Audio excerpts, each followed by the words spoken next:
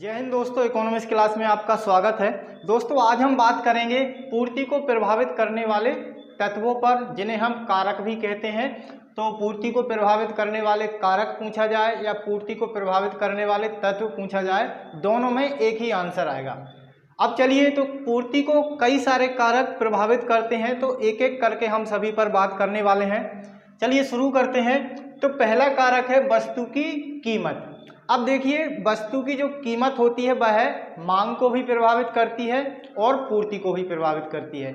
जब हमने मांग पढ़ा तब हमने क्या समझा कि वस्तु की जो कीमत होती है वह मांग को किस प्रकार से प्रभावित करती है, कि वस्तु की कीमत कम होगी तो मांग अधिक होगी। लेकिन उस समय जो हमने समझा था वो समझा था हमने एक उपभोक्ता के पॉइंट ऑफ व्यू से। अब ये जो हम समझने वाले हैं पूर्ति को, मतलब पूर्ति को प्रभावित करने वाले तत्वों में, तो इसमें जो वस्तु की कीमत है, यहाँ पर किसका पॉइंट ऑफ व्यू है? यहाँ पर है पॉइंट ऑफ व्यू उत्पादक का। तो उत्पादक हमेशा क्या सोचता है? उत्पादक हमेशा अपने लाभ अधिक करने का सोचता है। तो जो लाभ अधिक करने का सोचता है, तो बस उसी बात को हमें ध्यान रखना है और सारे कारकों पर चर्चा करनी है। सबसे पहले तो आप ये देख लीजिए जो मैंने लिख के रखा है, यहाँ पर जो भी एरो का निशान आप देख रहे हैं, इसका मतलब है परिणाम स्वरूप। तो इसे ध्यान रखना।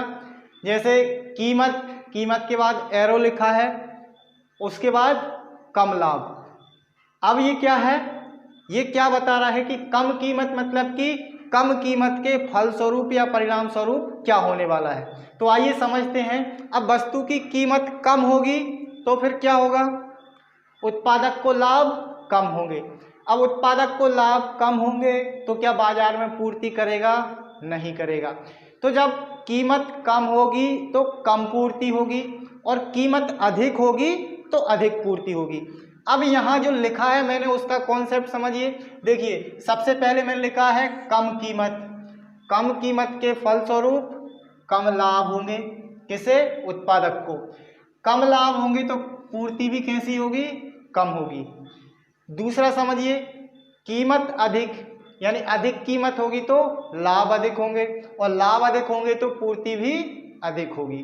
जब पैसा अधिक आएगा तो फिर बाजार में बिक्री बढ़ाएगा, और कम आएगा तो बिक्री घटाएगा। अब जो मैंने लिखा है ये क्या है? एक समझने के लिए है। इस प्रकार का यदि हम नोट्स बनाते हैं तो ये हमें एग्जाम के समय बहुत काम आते हैं, क्योंकि देखिए कम लिखा है और समझ हमने सारा लिया है। लिखा कम है, अब जो हम, जैसे हमें जल्दी जल्दी से रिवीजन करना है तो हम क्या करेंगे? वस्तु की कीमत किस प्रकार से प्रभावित करती है तो हम देख लेंगे। कम कीमत होगी तो कम लाभ होंगे, कम लाभ होंगे तो पूर्ति कम करेगा। अधिक कीमत होगी तो अधिक लाभ होंगे तो पूर्ति अधिक करेगा। अब लेकिन एग्जाम में ऐसा नहीं लिखेंगे। एग्जाम में क्या लिखना है हमें? कि वस्तु की कीमत पूर्ति को प्रभावित करती है, सबसे अधिक प्रभावित करती है। जब कीमत कम होती है तो उत्पादक को लाभ कम होते हैं, और लाभ कम होते हैं तो पूर्ति कम करता है। इसके विपरीत यदि वस्तु की कीमत अधिक होगी तो उससे उत्पादक को लाभ अधिक प्राप्त होंगे, इसलिए वह बाजार में पूर्ति अधिक करेगा। इस प्रकार के सेंटेंस बनाकर हम लिखेंगे। चलिए अब दूसरा समझते हैं, अन्य वस्तुओं की कीमतें। अन्य वस्तुओं की कीमतें किस प्रकार से प्रभावित करती हैं पूर्ति को, ये समझिए। इस पे भी मैंने लिखा है बिल्कुल सेम। अब देखिए यहाँ पर एक उदाहरण दिया है। मान लीजिए कोई फर्म है जो कि कपड़े का निर्माण करती है। वह दो प्रकार के कपड़े बनाती है, नायलॉन के कपड़े बनाती है और सूती वस्त्र बनाती है। अब अन्य वस्तुएं क्या? अन्य वस्तुओं की कीमतें देखना है हमें। दोनों में से किसी एक की कीमत में मान लीजिए वृद्धि हो जाती है और एक की कीमत स्थिर रहती है। जैसे नायलॉन के वस्त्रों की कीमतों में वृद्धि होगी। अब कीमतों में वृद्धि होगी तो अधिक लाभ होंगे, अधिक लाभ होंगे तो फिर पूर्ति भी अधिक होगी। जैसे नायलॉन की वस्तुओं में तो क्या हो रही है? कीमत बढ़ रही है, लेकिन सूती वस्त्रों की जो कीमतें हैं वह स्थिर हैं। अब कीमतें स्थिर हैं मतलब कि जो लाभ उसे प्राप्त हो रहे थे वही लाभ प्राप्त होंगे, लेकिन यहाँ कीमतों के बढ़ने से लाभ अधिक होंगे। तो सूती वस्त्रों की तुलना में नायलॉन के वस्त्रों की बिक्री यदि अधिक होती है तो उसे अधिक लाभ प्राप्त होंगे। तो बाजार में पूर्ति किसकी ज़्यादा करेगा? नायलॉन के वस्त्रों की। क्यों? क्योंकि सूती वस्त्रों की अपेक्षा उसे लाभ अधिक कहाँ पर मिल रहा है? नायलॉन के वस्त्रों पर। तो जिसमें लाभ अधिक होता है उसकी पूर्ति अधिक होती है। ये कॉन्सेप्ट समझ में आ गया। अगला देखिए, उत्पादन के साधनों की कीमतें। अब उत्पादन के साधनों की कीमतें क्या करती हैं? जो भी वस्तु होती है उसकी एक लागत निर्धारित करती हैं और उसकी कीमत निर्धारित करती हैं। जैसे कि जब भी हम कोई वस्तु का निर्माण करेंगे तो उसके तैयार करने में, उसके निर्माण करने में जो भी साधन हमने प्रयोग किए हैं उनकी कीमतें यदि अधिक होंगी तो लागत मतलब अधिक लग रही है, और कीमतें कम होंगी तो लागतें कम होंगी, जो हम सारी चीज़ें पीछे समझ चुके हैं। अब देखिए, यदि साधनों की कीमतें अधिक होंगी तो उसके फलस्वरूप क्या होगा? परिणाम स्वरूप क्या होगा? लागत अधिक होगी। अब लागत अधिक होगी तो फिर जो लाभ हैं वो भी क्या होते हैं? कम होते हैं। लाभ कम क्यों होते हैं? क्योंकि यदि लागत अधिक है तो हम वस्तु की कीमत अधिक नहीं रख सकते। यदि कीमत अधिक रखेंगे तो कीमत अधिक होने से हमने पीछे मांग समझ लिया है, कीमत अधिक होने से मांग क्या होती है? कम हो जाती है। अब मांग कम हो जाएगी तो बिक्री होगी? नहीं होगी। तो यहाँ पर दोनों कॉन्सेप्ट हमें ध्यान रखना है, एक मांग का भी और एक पूर्ति का भी। मतलब उत्पादक के पॉइंट ऑफ व्यू से भी समझना है और उपभोक्ता के पॉइंट ऑफ व्यू से भी। चलिए, अब लागतें अधिक होंगी तो लाभ क्या हो जाते हैं? कम हो जाते हैं। जब लाभ कम होते हैं तो उत्पादक क्या करता है? उत्पादन कम करता है। उत्पादन कम कर देगा तो मतलब क्या होगा? पूर्ति कम हो जाएगी। चलिए, अब देखिए तकनीकी ज्ञान। तकनीकी ज्ञान क्या होता है? उत्पादन में एक प्रकार से कुशलता मान लीजिए इसे, या फिर कोई टेक्नोलॉजी मान लीजिए। अब मान लीजिए हम पुरानी टेक्नोलॉजी का प्रयोग कर रहे हैं तो उससे उत्पादन कम होता है, लेकिन जो टेक्नोलॉजी है उसमें क्या हो जाए? विकास हो जाए, नई तकनीक आ जाए तो उससे उत्पादन भी प्रभावित होता है। उत्पादन कम, यदि पहले कम हो रहा था तो फिर अधिक होने लगता है। वही चीज़ हमें यहाँ पर ध्यान रखना है। अब तकनीक का विकास हो जाएगा तो उसके परिणाम स्वरूप क्या होगा? उत्पादन में कुशलता आएगी। उत्पादन में कुशलता आएगी मतलब कि लाभों में वृद्धि होगी। लाभों में वृद्धि होगी इसका मतलब पूर्ति कैसी हो जाएगी? अधिक हो जाएगी। लाभ अधिक मिलने लगते हैं तो पूर्ति बढ़ जाती है। इसके बाद उत्पादकों के लक्ष्य। देखिए, कोई भी उत्पादक हो उसका मुख्य लक्ष्य क्या रहता है? अधिक लाभ कमाना। लेकिन कभी कभी मान के चलिए जैसे कि नया उत्पादक बाजार में आया है तो वो सबसे पहले क्या करता है? पहले अपनी वस्तु की क्या करेगा? एक ब्रांड बनाएगा, मतलब उसको फेमस करेगा, या उसका विज्ञापन देगा, या उसका प्रचार करेगा। विज्ञापन प्रचार एक ही बात है। पहले बाजार तक उसको पहुंचाना रहता है। बाजार तक पहुंचाएगा, लोग उसको खरीदेंगे, धीरे धीरे उसकी मांग बढ़ेगी, फिर जाके भाई कीमत को अधिक कर सकता है। लेकिन शुरुआत में क्या करता है? उसका मुख्य उद्देश्य क्या रहता है? लाभ उद्देश्य ना रहकर वस्तु का विस्तार करना रहता है कि कोई भी बाजार हो, हर बाजार में उसकी वस्तु उपलब्ध हो, ये उसकी कोशिश रहती है।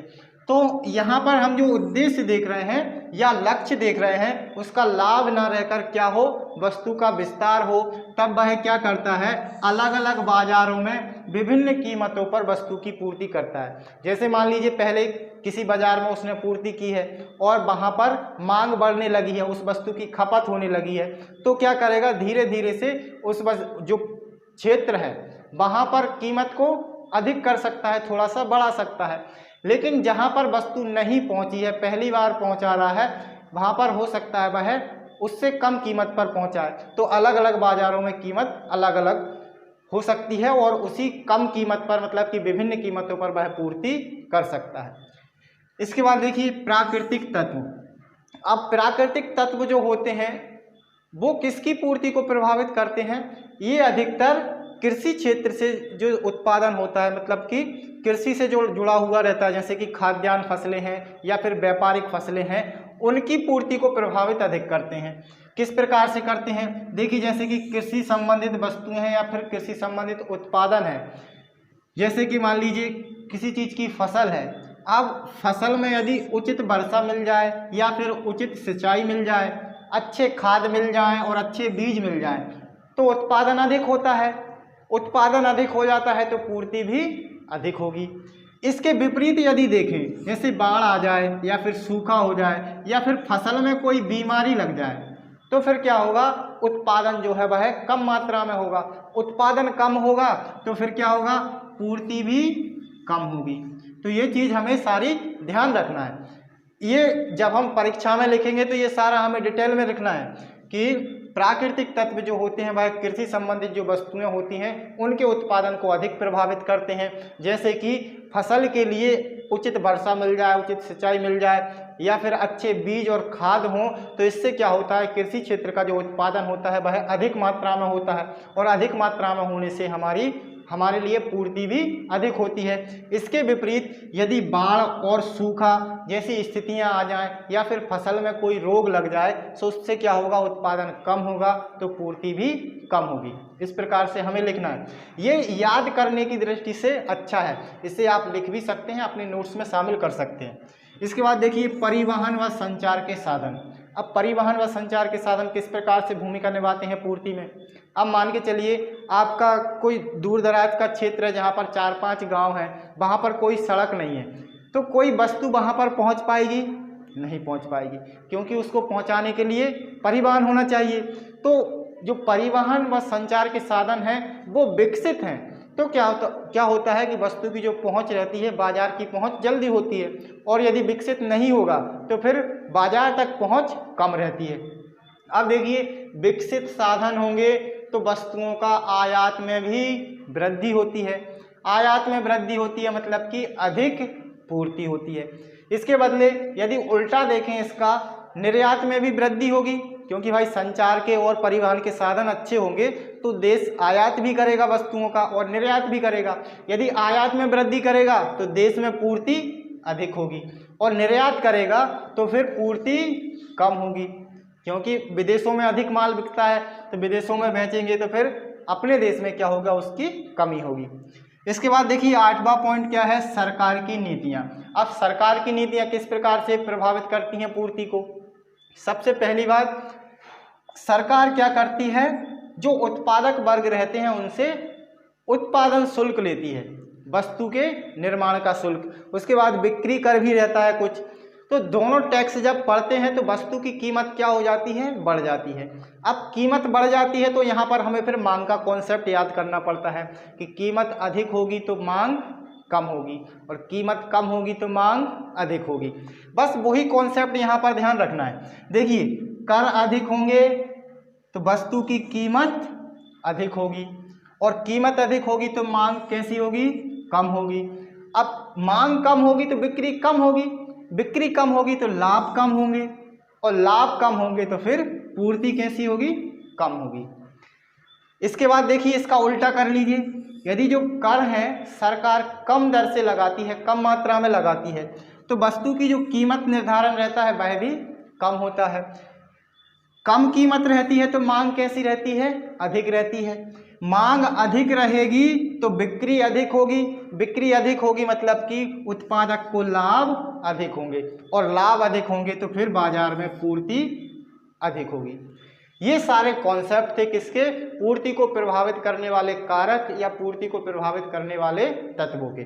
तो इन्हें आप बड़ी आसानी से समझ सकते हैं, और इस प्रकार के नोट बनाएंगे तो परीक्षा के समय याद करने में बड़ी आसानी होती है। एक नज़र आप देख लेंगे उतने में ही आपको याद आ जाएगा, और मान के चलिए आप 10 मिनट पहले इन्हें देख गए हैं और ये सारे पॉइंट आपने ध्यान रख लिए, और परीक्षा में यही प्रश्न पूछ लिया जाता है कि पूर्ति को प्रभावित करने वाले कारक लिखिए, तो आप फटाक से लिखेंगे और सभी का आराम से विवेचना कर सकते हैं। चलिए तो आज के लिए इतना काफ़ी है, मिलते हैं अगली वीडियो में, तब तक के लिए जय हिंद, वंदे।